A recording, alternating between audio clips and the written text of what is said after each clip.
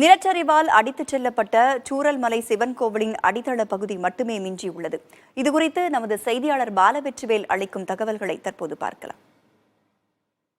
சூரமலை சிவன் கோயிலின் அடித்தள பகுதி மட்டுமே மிஞ்சியிருக்கிறது. சாலியாற்றின் ஓரத்தில் இருக்கின்ற இந்த சூரமலை சிவன் கோயில் ரொம்ப பிரசித்தி பெற்ற ஒரு கோயிலாக இருந்து வருகிறது.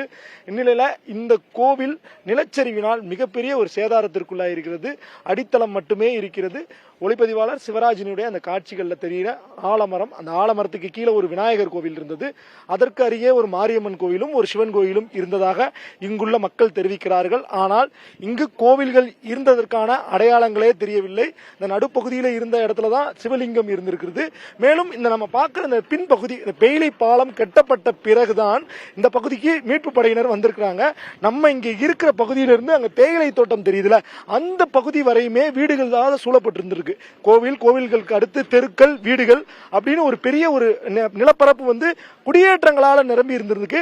ஆனா இப்போது இந்த நிலச்சரிவுக்கு பிறகு 4வது நாள் மீட்பு பணியில வெறும் மணல்களும் சேறுகளும் சகதியும் தான் இந்த பகுதியில் இருக்கக்கூடிய அந்த காட்சிகளை நம்மளால பார்க்க முடிகிறது.